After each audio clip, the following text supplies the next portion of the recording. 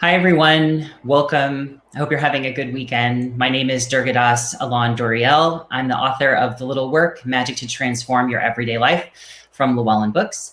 And I'm here to talk to you today about setting healthy spiritual standards for ourselves.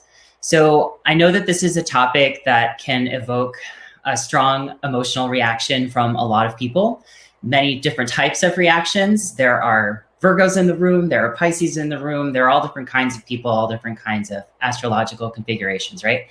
So the reason why I wanted to talk about this, because where I come from, my background is that I'm somebody who, when I was growing up, was not into standards, not into rules, not into discipline, not into any of that. And then I had an experience in my early 20s where I joined a Hermetic order, and I had a structured, disciplined approach to spiritual development for the first time. And it dramatically transformed my life. It transformed my life in ways that I didn't know were possible. It helped me heal in ways that I don't know that I really believed that I could.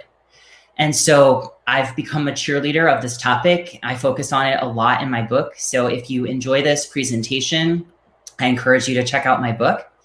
And that's what we're going to focus on today, setting healthy spiritual standards for ourselves. So first of all, in order to go over this topic, we have to explore what standards are, what healthy standards are, what spiritual standards are, and then what healthy spiritual standards are. And then we're going to look at how to make some of those. And that's what we're going to do for about 20 minutes. And then there's going to be a question and answer. So first of all, what are standards? So there are two main types of standards that I know about and that we're going to look at today. The first type of standards is an agreed upon way of how to do something to produce a desired outcome. So that would be like a manufacturing standard, right? When we're building an airplane, we are making sure that the screws are made of a certain material and that the parts are configured in a certain way because we want to make sure that plane is safe, right? So the desired outcome is a safe plane. And then the standard is how we do that based on our knowledge and expertise. So that's one type of standard. We also see that type of standard in education.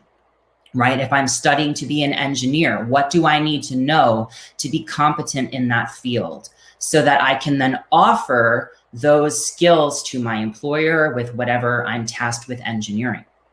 The next type of standard is minimum requirements. And this is something that we see like in relationships, right? I'm sure most of us are familiar with the concept of having high standards or low standards in relationships and what a difference that can make. And those standards are what we're willing to accept for ourselves in a relationship, our minimum requirements. And minimum requirements is a good segue into what is a healthy standard. Because as I'm sure most of us know, maybe from personal experience, right? Low standards can be unhealthy and high standards can be unhealthy, or high standards can be healthy depending on what the standards are. So a healthy standard, as I define it, is a standard that supports our well-being overall. So when we're talking about relationships as an example of a relationship standard that would be too low, that would not be healthy. And I don't think anybody would ever say this out loud maybe, but they might be living in accord with it, would be something like, I don't require that my partners treat me respectfully, right? I will accept poor treatment in a relationship just because I don't want to be alone. Right? That would be an unhealthy standard. Now, the converse of that, the astronomical standards that I'm sure many of us are familiar with in relationships are things like, he's got to be perfect, right? He's got to have the best job. He's got to be so nice to me. He's got to know everything that I'm thinking about intimately because he's interested in all the same topics and we're just going to be so perfect for each other, right? And then nobody can meet these astronomical standards and we end up alone, or in a never-ending cycle of doomed relationships. So those are two examples of unhealthy standards. Now, a healthy standard, if we're talking about relationships, could be something like, I deserve to be treated with respect by my partner. And that's what I'm going to receive. And if I'm not receiving that, maybe I'll have like a 3 strikes rule or something with someone I'm dating. But overall, in general, I need to be treated respectfully, and that's a minimum requirement. And if I'm not, I'm out. So that's a healthy standard. So when we flip over and we're talking about spirituality, a spiritual standard would be something that affects how we're practicing in terms of how we want to practice, what we want to do, because we have some kind of desired outcome. And what that outcome is will affect what the standards are. And each of us can have our own outcomes and different outcomes. And that's actually something that I'm probably going to talk about more, but that I really, really, really want to emphasize, which is that your standards spiritually are based on your own intentions, where you're coming from. And where you're coming from can radically change what the standards are, right? If I just want to be a little more spiritually connected every day, the standards I'm going to set for myself are very different from somebody who's moving into a devotional spiritual community with the goal of achieving spiritual enlightenment, and that's their main number one priority. Right? And I'm not putting a value judgment on either of those paths. I'm just acknowledging that what is a healthy standard depends on what it is we're even intending. So some examples of a spiritual standard could be something like, I'm going to practice every day. I would say that's the most common one, is having some form of daily practice. Another example could be, when I'm in my daily practice, my phone is off. Right? Unless I'm a parent of a small child or a caretaker, or I have some reason to keep the phone on, but the phone's off or I'm not checking it. Another type of a standard could be, all right, let's say I do 20 minutes of ritual every morning. Not only am I doing this 20 minutes of ritual, but how am I showing up? Who am I in that moment as I'm doing these 20 minutes of ritual? Am I bringing my all to it, or am I just phoning it in? So they're like rules or guidelines that we set for ourselves to help us realize the intentions that we have spiritually, to help us develop and grow in that way. And that's, this term, standards, rules, discipline, structure, it can bring up, like I said earlier, a lot of negative reactions for people, because when these things are imposed by authority figures, especially if we don't agree with the standards or why they're being imposed, then that can be very oppressive and feel horrible and stifling, and not what most of us are looking for when we turn to spirituality. So we want to take care when creating spiritual standards for ourselves to make sure that they're healthy, to make sure that they're supporting our well-being overall. And the reason why I say overall is because if we are on a path of personal transformation and healing and growth and spiritual development, and I believe spiritual development contains all of those things, then that means inevitably we have to push ourselves outside of our comfort zone, right? We can't just orbit in our status quo. So when we push ourselves outside of our comfort zone, that is uncomfortable by definition. That brings some stress. And in some moments, depending on what we need to look at to push ourselves, we might feel very uncomfortable, but that doesn't mean that's not healthy. Right? And that doesn't mean that doesn't support our well-being overall. So that's why I add overall in the healthy spiritual standards. So the next piece that I wanted to talk about this in terms of what is a healthy standard, I also want to acknowledge that a lot of us, especially those of us in America, are coming from a culture overall, like the overculture, that has a toxic relationship to productivity, right? That says, if you're not constantly doing, if you're not constantly achieving, if you're not constantly building, then there is something wrong with you. You are not being what you're supposed to be, right? Be all that you can be turned into a tool, a weapon of shame, right? A weapon of guilt, rather than a more authentic process of honoring ourselves, something that integrates self-care, something that recognizes natural human limitations and needs, and that we're not just here to be robots who produce, and then die, right? But that's a message that so many of us get.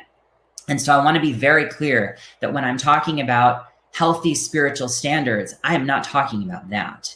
And I'm also not talking about the trip, falling into the trip of all of that. So that's something that's really important to watch out for as we set healthy spiritual standards for ourselves. And I'll talk about this more when we're at that point, that we are watching out for. I'm making sure I'm doing my best to check in with myself regularly to know I'm not falling into that narrative. I'm not falling into that narrative of I don't have value as a person. I'm less valuable because I didn't meditate today as well as I aspire to, right? Okay, so that's one thing. And I also wanted to say that there are a lot of people who just want their spiritual path to be totally spontaneous. And if that's you, that's awesome. There's nothing wrong with that. There's nothing wrong with that. But that is different from somebody who has a little bit more of a clear-cut aspiration or just wants to deepen their relationship to spirit in a more intentional way. So another thing about just the toxic productivity culture is that, again, perfectionism can be so toxic when we have a lack of compassion for ourselves and we root it in our self-esteem. So this isn't supposed to be punitive. This is supposed to be additive. And why would we set spiritual standards for ourselves and what makes it additive? Because spiritual development is a real thing and our efforts toward it make a difference. Like I said at the beginning, I had no idea how my life would change when I embraced a disciplined spiritual practice. And good grief, if someone had told me earlier what it would do, I would have done it sooner. I would have, I think, hopefully. But anyway, it makes a difference. It makes a huge difference. There are things that we can experience that we don't know about. Maybe we've read about them. Maybe we've had glimpses of them. But there's a reason why there are so many exercises in all of these Llewellyn books, right? It's because they lead to something. And consistent practice is what tends to yield results. And inconsistent practice, half-hearted practice, low standards, right, doesn't. And that's just the truth. For most people, that is true. Every once in a while, you get someone who's extremely gifted in some way spiritually, maybe who has just like a natural tendency to astrally project. Maybe they have like Pisces moon conjunct Neptune in the 12th house. Sorry for the momentary astro jargon. But my point is, most of us have to work if we want to have an experience like that. And astral projection is actually a really good topic to weave in here, because that is something where if that's what you want to do, you want to have an out-of-body experience consciously and be able to do that at will. Well, there are action steps that can contribute to you being able to do that. Relaxation exercises, energy visualization processes, energy engagement processes, and doing that every day is usually what people in that field recommend if you want to develop that skill. So the first reason, spiritual development is a real thing. It makes a difference. I have never known anyone who committed to spiritual practice, who really committed, who has not benefited from it, who has not actually usually become someone on a soapbox about it. It makes a huge, huge, huge difference. And we see this in so many areas, right? If we want to develop a skill, if I want to be a better artist, I have to practice art. My day job is as a psychotherapist, and I do therapy skills with people, cognitive behavioral therapy skills that are actually very similar to a lot of spiritual work, spiritual self-inquiry. And I often say that that's like physical therapy for the mind. If we want to develop and grow in that way, then the way to do it is consistent practice. And that's a standard, right? That's one type of standard. So standards matter when we have a desired outcome that could benefit from or is dependent upon adopting and following the standard. And that holds for both definitions. The other thing is when we declare the standard, we have something to strive for and we have something that contains us. It's a boundary. Right? If I say I'm going to practice daily, then I've drawn a line in the sand. Then now I have something to hold me in when the waters get rocky. Because the other thing too is the more we honor our standards, the stronger they become. They become habits that we can maintain. Now, another reason to adopt standards, and I would say this is maybe even probably the biggest reason, is that we have a natural human resistance to change. When it features the unknown, when it's outside of our status quo, there is a part of us that in many spiritual traditions is called the ego that doesn't want to stretch. And the amazing thing about this, one of the amazing things about this is even if we are in an unhealthy circumstance that we know is unhealthy, the ego still wants to stay. It still wants to stay. So we have a part of us that wants to keep us back. So in order to move forward, sometimes we have to push. And a standard is a push. It is holding a line in a certain place, containment, holding space for change and growth so that we'll actually get there. And the thing about ego resistance, and I actually talk about this a lot in my book, is that it's often very subtle. It's often very subtle. And the most common example of ego resistance that I know of is comes up from New Year's resolutions. And we can have the healthiest resolutions. Oh, I'm going to go to the gym 5 days a week. That sounds great. But then somehow 2 weeks in, all of a sudden I have no motivation. Interesting. Interesting how I know objectively that this is so good for me. This is so important. And yet now I just can't find any motivation to do it out of nowhere. So that's an example. Another example in a spiritual setting would be you're meditating and all of a sudden you just feel like a fly is crawling all over you and you want to swat it, but you can't if you want to maintain the practice. So ego resistance can be very subtle, but the point is that it's there. When we go to change, something resists. And when we make standards, when we make guidelines for our spiritual development process, that helps us hold to our forward momentum when we feel that resistance. Because again, that resistance can be very, very subtle. Healing comes from consistency in my experience, like I was talking about with psychotherapy. It really makes a huge difference to make a commitment to ourselves and our work. And the other thing I wanted to say too, and I'm going to talk about this as I transition into how to set spiritual standards for ourselves, is for me, in the order that I was in, we started with 5 minutes a day. 5 minutes a day. That's it. One ritual, 5 minutes a day. And it was amazing to me how that made such a huge difference. And what I'll say about that is the good thing about 5 minutes, and this is why I'm a huge proponent of start small, is that it wasn't just that I did that ritual. It was that 5 minutes was a short enough time that I could bring my all to it, right? Another type of standard. It's not just what we're doing, it's how we're doing it. And it makes a difference in the outcomes that we get most of the time. Spirituality really is, in my opinion, it is like a flowering, right? So we don't have total control over the spiritual experiences we have or how we develop and evolve. We don't. But I think that much like a flowering, we do have this sort of sacred plant of our spiritual life inside of us.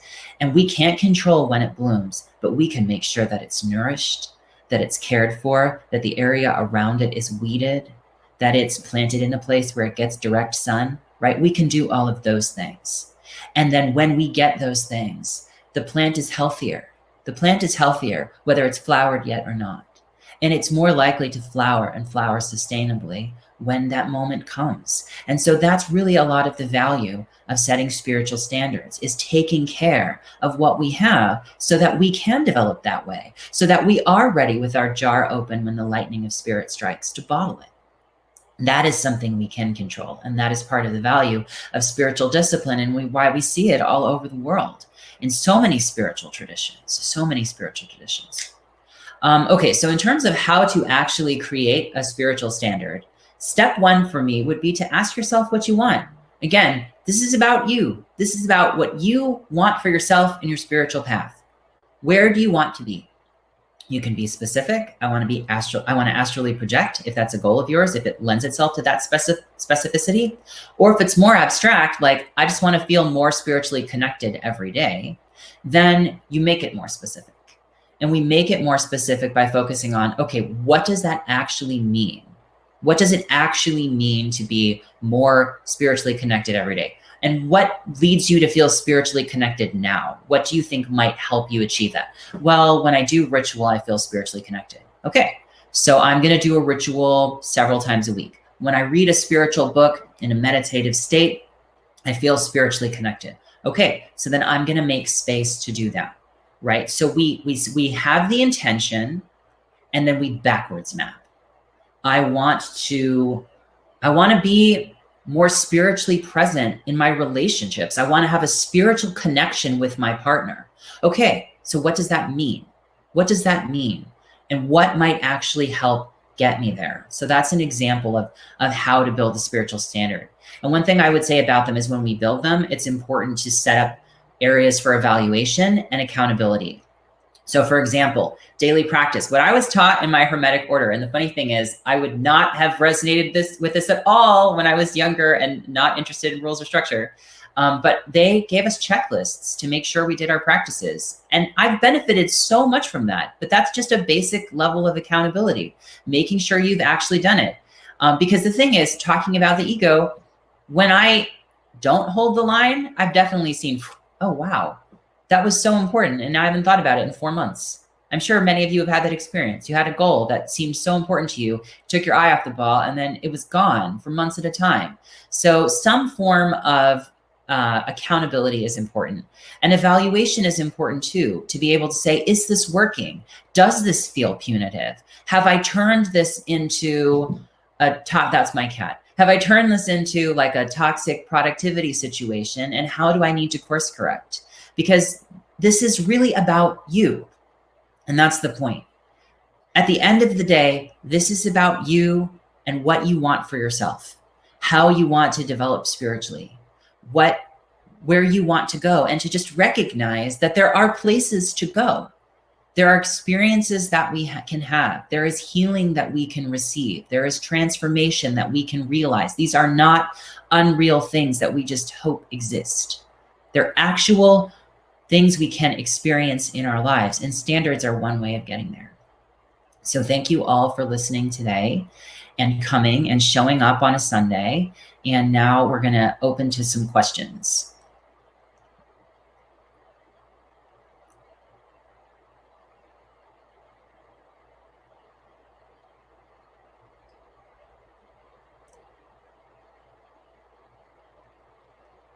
So for people who are not on the Crowdcast, I'm looking into the column.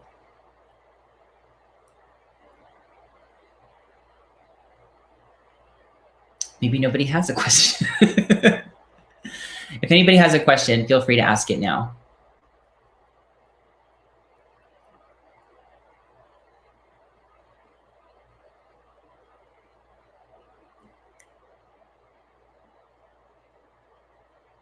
Yes.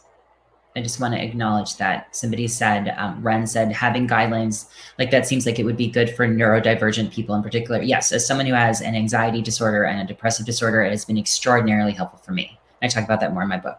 Okay, this question is from Mickey. Do you think that having challenging standards in other areas in life, like relationships, can carry over into our spiritual standards? Absolutely. Absolutely. I think there's definitely a continuum. Look, in my opinion, and my book is a lot about this, it's all one big process. There really isn't functionally a division between our spiritual life and other aspects of our life as we continue to grow and open spiritually. And absolutely, I think there's this wonderful quote, how you do anything is how you do everything.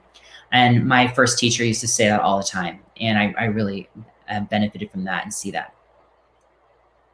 Yes, do you have any advice for starting a type of monastic practice at home? I do, and this is going to be one of those shameless plug moments because I talk about that extensively in my book. I give specific examples for how to develop a daily practice, both ritual and meditation. But the basic thing I would say is look at the home as a monastery, and backwards map from there. Well, what does that mean? What would that look like? And, what does a monastery do, right? There's going to be certain times of the day where they're praying, where they're meditating, where they're studying. And how can you incorporate that into your home life, maybe with a schedule? And that question was from, oh, hold on, that was from Christopher.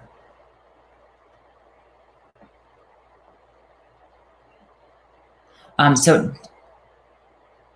Dina asked a question about restarting exercise after injury. I'm not really sure what to do in terms of physical health. In terms of that, I would defer to whoever your medical practitioner is. Gwen asked the title of my book, The Little Work, Magic to Transform Your Everyday Life. What easy morning routines can you recommend from Alora? I would say something as simple as lighting a candle and saying a blessing, some kind of devotional moment, some kind of getting centered, right? Taking a moment to just connect and feel spirit, feel presence, and then affirming that in some way, whatever that means to you, whatever that looks like to you. How do you stop being hard on yourself if you veer off course? I would say, first of all, easier said than done. Second of all, putting compassion at the center of the practice. There's a quote from the Tao Te Ching, compassionate toward yourself, you reconcile all beings in the world. That was like stunned me when I first read it in my early 20s, and it's become the heart of my practice. And that's really what I would say is that step one is acknowledging that compassion for self and other is so much of what spiritual development is ultimately about. And when we put that at the start of our practice and make a habit of actively being compassionate for ourselves, it's helpful when we veer off course. The thing is with that too, though, is we don't want to be so compassionate that it turns into the ego distracting us from ever doing anything. But yeah, compassion is huge, so important. Do you suggest any particular ways to follow up on yourself and keeping your goals and standards in line? Yes, I have a spreadsheet. I have a spreadsheet that tracks my practices. I have a spreadsheet that tracks my goals. This is something I got from the order that I was in, and I make sure that I look at it regularly. There's just nothing like having those objective forms of measure to refer back to see if we did something or not, and making time to do it. What one thing did you learn while in your Hermetic order that made the biggest change for you? That I did not have to be beholden to the stories in my mind that I had grown up with about who I was and how the world is. That I could be free from the narratives that told me that I was less than, for being gay, for being lots of things, for being emotional, that I could recreate my experience of day-to-day life in alignment with my own values that I determined for myself, and that I could heal from the pain of those experiences in large part. That was the thing I got out of it the most, and after. Okay, let's see if there's any other questions. Can the ritual-led life become obsessive? Absolutely, you have to be careful. Again, that's what I would say about compassion. Do you have any good resources for learning more about ego death? So ego death isn't a term that I often use, but I would say anybody who wants to study the ego in the spiritual context, really important to read things like the Bhagavad Gita, the Yoga Sutras of Patanjali. You could also look at the Vedas themselves. You could read the Dhammapada, the teachings of the Buddha. How can we connect with you further? This is from Jennifer. I am on Instagram and Facebook. I'm on Twitter too. The platform I'm the most active on is Instagram, but I'm on Instagram, Facebook, and Twitter. Any suggestions for anxiety from Tommy? Yes. So this is something I also cover extensively in my book, but, and I'm not saying this now as a therapist, I'm just saying this. And so this is not, I'm not giving clinical advice in this moment. But what has really helped me with anxiety is mindfulness meditation, daily relaxation exercises, and the cognitive processes on acknowledging when something is a symptom of an anxiety disorder, challenging the anxious thoughts that I have in the moment, and also affirming things to myself like I have effective coping skills, because anxiety tells us that we don't. Right? That's one of the main things anxiety says, fight, flight, or freeze. Oh, you can't handle that. You can't deal with that.